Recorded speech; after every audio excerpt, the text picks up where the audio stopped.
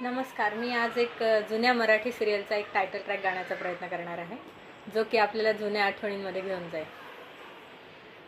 थोडी सागर निळाई, थोडे शंखने शिंपले, कधी चांदणे टिपूर तुझ्या डोळ्यात वाचले. कधी उतरला चंद्र तुझ्या माझ्या अंगणात, स्वप्न पाखरांचा थवा विसावला ओंजळीत. कधी काळोख भिजला, कधी भिजली पहाट, हुंकारला नदी काठ, कधी हरवली वाट.